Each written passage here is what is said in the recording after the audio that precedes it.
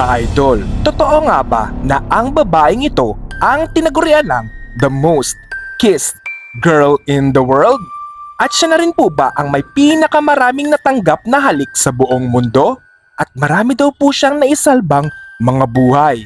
Totoo po kaya yun, Kuya Jibe? Tara po at alamin po natin, babalala mga idol, kung kayo po ay hindi likas na mapaniwalain at kung ayaw nyo po nakakarinig ng ganitong klaseng kwento, skip nyo lang po ang video ito, okay? Noong taong 19th century, merong isang dalagitang babae ang natagpuan na lamang na palutang-lutang na tila wala na itong buhay. At ito ay natagpuan sa Seine River sa may Paris. At ayon nga po sa mga marites noong taong 19th century, ang dalagitang babae daw po ito ay tinapos ang kanyang sariling buhay. At dahil nga mga idol, hindi pa po uso nun ang mga social medias na kung saan nahirapan po ang mga tao noon na ma-identify kung sino po yung dalagitang nalunod at para ipagtanong po kung sino pong kapamilya nito. Kaya lang, wala po sila nasagap na mga balita mula sa pamilya ng dalagitang ito. Alam nyo ba mga idol, noong 19th century, kapag meron po namamatay dito, tapos wala po silang makuhang miski anuman pong information mula doon sa namatay, pwede po yung katawan ninyo ay i-display sa isang morgue. Opo, tama po kayo na narinig. Yung katawan nyo po, yan, parang ganyan, i-display po sa isang morgue na kung saan para po may film viewing. Marami po makakakita sa inyo para ma-identify po kung sino po yung namatay. Gets nyo ba mga idol? Parang ito na rin po yung kanilang pamamaraan para makilala po agad-agad yung namatay. Yan, ganyan po mga idol. Dahil wala pa po sila dati mga Facebook, Instagram, ganyan mga idol. Ganyan po ang ginagawa nila sa mga namamatay. Dinidisplay po nila sa isang morgue. Yan.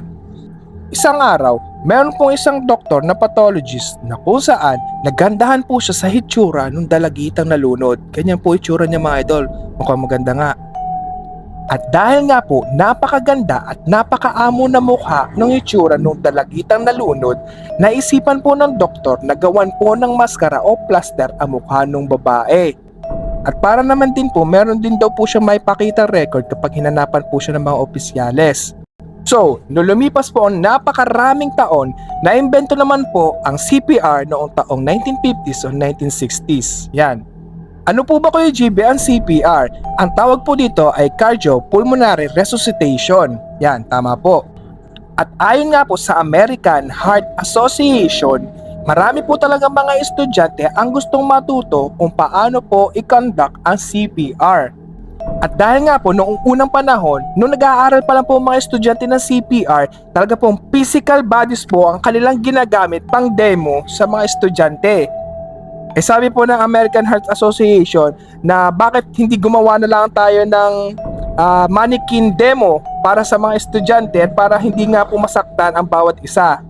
So, ang ginawa po ng American Heart Association, naghanap po sila ng pwedeng gumawa ng mannequin demo para sa mga estudyante. At dito na po nila nakilala ang isang toy maker na nagngangalang Asmund Lerdahl. Yan mga idol, siya po ay isang kilalang toy maker nung kapanahunan po niya. At sabi po niya, humanap daw po siya ng model na pwede niya pong gamitin para sa mga mannequin demo. Sakto, meron daw po siya nakita mula sa kanyang grandparents na isang maskara na kung saan yun na lang po ang ginamit niya para po sa mga mannequin demos. Which is, yung maskara po sinasabi ko sa inyo, yung ginawa ng doktor noong unang panahon. Yat ito po yung maskara ng babaeng nalunod. Yan. So, in short, yung ginamit po niyang maskara na plaster ay nagmula pa sa taong 19th century, which is grandparents niya palang gumawa nito. Yan mga idol. So, nagustuhan po ng American Heart Association yung model ni Asmund Lerdahl at pumayag sila na ito pong itsurang ito ang gagamitin para sa 300 millions copies of mannequin demos para sa CPR ng mga estudyante. So yun mga idol, yan pala ang istorya ng mannequin demo ng mga nagtatraining po ng CPR. Yan. At itinawag daw po nila itong Annie. Annie po ang tinawag nila sa mannequin ito. At sa mga nag-aaral po dyan mga medicine, baka gusto niyo malaman ko ano story ng mannequin demo ng CPR. Yan po, ito po yung story niya. So yun mga idol, ayon nga po sa American Heart Association, na si Annie o yung kanila pong mannequin demo ay nakasalba ng napakarami pong buhay. At dahil nga po gamit na gamit ng mga estudyante po ang mannequin demo o si Annie, dito po nila natututunan kung paano po talaga ang pag-conduct ng tamang CPR. At dahil doon, napakarami po nang naisalbang buhay ng dahil sa mannequin demo ito na si Annie. At dito na rin po siya tinaguriang the most kissed girl in the world. Dahil siya na daw po ang pinakamaraming natanggap na halik sa buong mundo.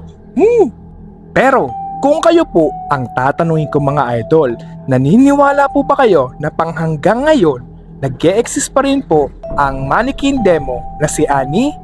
At naniniwala rin po ba kayo ng mga idol na ang babaeng ito na si Annie, ang mannequin demo, siya daw po ang pinakamaraming natanggap na halik sa buong mundo?